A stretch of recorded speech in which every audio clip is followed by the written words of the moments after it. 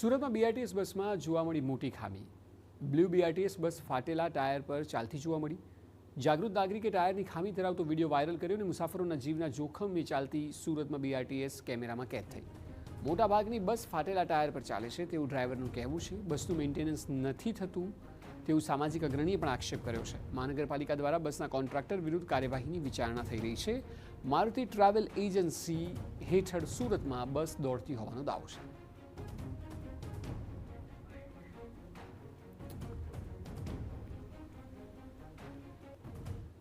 गाड़ी चल रहा है ना, ये वाला सब एक ही टायर में चल रहा है। हम बोल से सर जितना गाड़ी है ना सब ऐसा है, हाँ एक ही एक टायर में चल रहा है। एक ही एक टायर में चल रहा है। इनको कोई नुकसान हो गया है, टायर फटिया पलटी हो गया कोई गाड़ी? भी मैं सर बोल रहा हूँ जितना गाड़ी चल रहा है ना, ये वाला सब एक ही एक टायर में चल रहा है। हम बोल से सर जितना गाड़ी है ना सब ऐसा है, हाँ एक ही एक टायर में चल रहा है। एक ही एक टायर में चल જે જાગૃત નાગરિકે વિડીયો ઉતાર્યો તેનો આક્ષેપ છે કે હરણી બોટ દુર્ઘટનામાં પણ લોકોને ન્યાય મળ્યો નથી, ત્યારે બીજી સૌથી મોટી બેદરકારી આ છે। એ લોકોને અત્યાર સુધી કોઈ સજા નથી થઈ।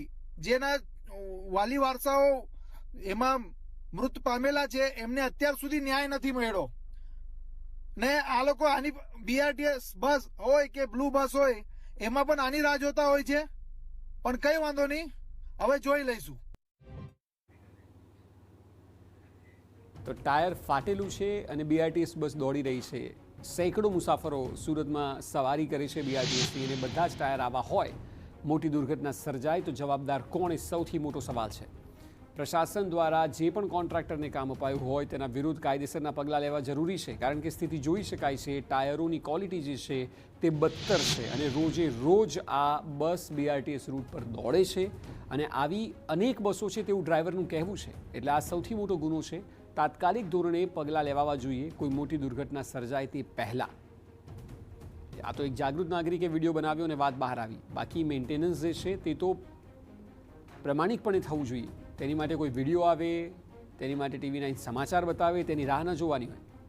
પહેલેથી નિયમો મુજબ કામ થતું હોય તો આ પ્રકારની સ્થિતિ સર્જાય જ નહીં, પરંતુ નિયમો પડાતા નથી, બેદરકારી દાખવવામાં આવે છે અને અંતે ભોગ બને છે સામાન્ય નાગરિકો। જ્યારે કોઈ દુર્ઘટના સર્જાય ત્યારે નિર્દોષોના મોત થાય છે અને પાછળનું કારણ કોન્ટ્રાક્ટરને આપેલી વાતમાં મેન્ટેનન્સનો અભાવ। એ ચાહે બસ હોય, ચાહે હરણી બોટ દુર્ઘટના હોય, તમામ બાબતોમાં આ પ્રકારની સ્થિતિ સર્જાય છે। વધુ માહિતી આપી રહ્યા છે સંવાદદાતા બળદેવ સુથાર। બળદેવ, જે ટાયરની કન્ડિશન છે તે જોઈ શકાય છે અને ડ્રાઈવરનો ચોંકાવનારો દાવો એ છે કે અનેક બસો આ કન્ડિશનથી ચાલે છે, તો આ તો સૌથી મોટી લાપરવાહી છે। જે રીતે સુરત મહાનગરપાલિકાના અધિકારીઓ છે ઘોર નિંદ્રામાં હોય, પોતે જે રીતે જયારે કોન્ટ્રાક્ટ આપતા હોય છે અને ત્યારબાદ તેમની જે જવાબદારી છે તે પોતે મુક્ત થઈ જતા હોય તે રીતે કામગીરી કરતા નજરે પડતા હોય છે।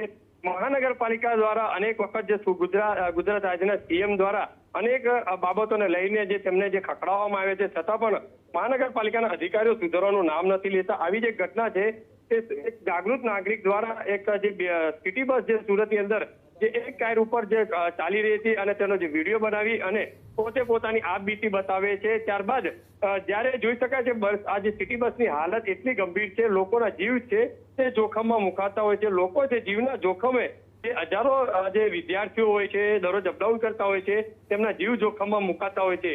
જ્યારે પણ આ રીતે કોઈ ઘટના બનતી હોય છે, દુર્ઘટના બનતી હોય છે, ત્યારબાદ તમામ જે વિભાગ છે તે કામે લગી જતું હોય છે। તો પહેલેથી જ જો આ જે સિટી બસ અથવા તો બીઆરટીએસ બસનું જો સમયસર મેન્ટેનન્સ જો કરવામાં આવે, આવી બસો જો રોડ પર ન દોડવામાં આવે તો ચોક્કસપણે આવી દુર્ઘટનાઓ છે તે રોકી શકાય।